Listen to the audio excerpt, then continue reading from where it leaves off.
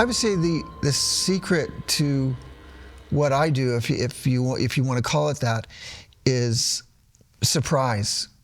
When you're writing for horror or thriller, the whole idea is to catch people off guard, off balance, because it's that uncertainty that can give the audience that feeling of horror, terror, and suspense. You don't do that through being predictable. It's always something that you never thought was coming at you. It's the unusual that gives you suspense and horror.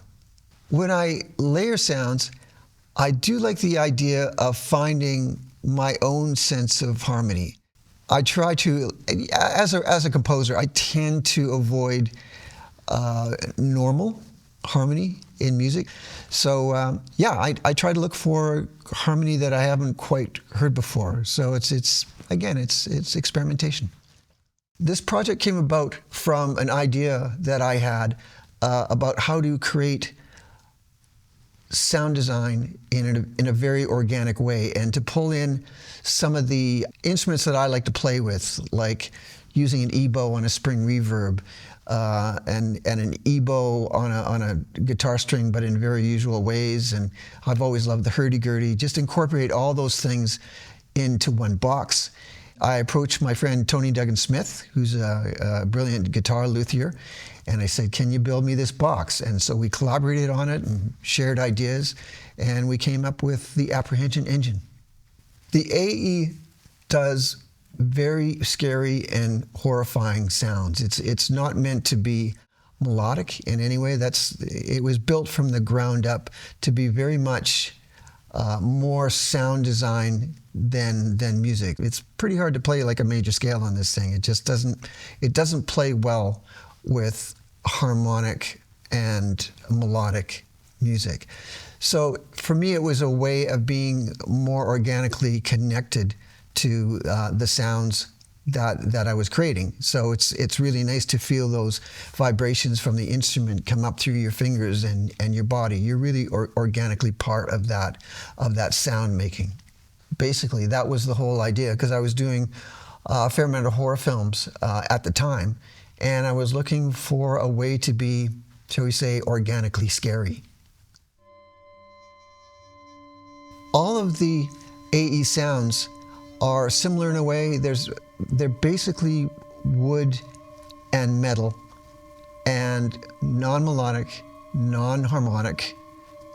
What fascinates me about sounds like this is basically I have a very limited attention span, so I always need new, interesting sounds to perk up my ears and make me interested in what I'm doing.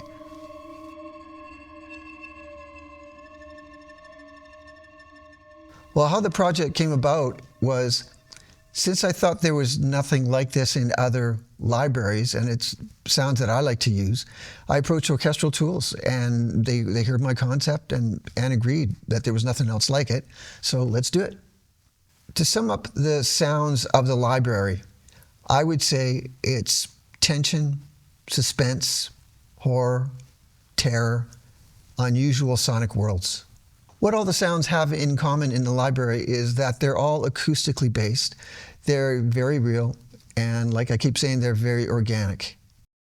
What's in the box of the sound library is a lot of drones, pads, various sonic worlds that I don't believe are in any other library. It's basically strange and horrifying and very tense sounds. That's the whole idea of it.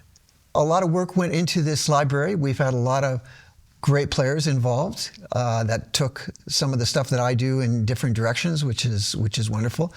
I think there'll be a lot of surprises for people, and I'm hoping that it's going to be very useful for other composers, and I'm thrilled with the idea of actually hearing what other composers do with it in their movie and TV scores.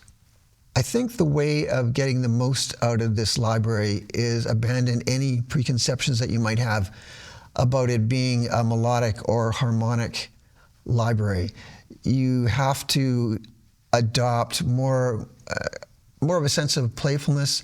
So yes, experimentation and playfulness. Have fun.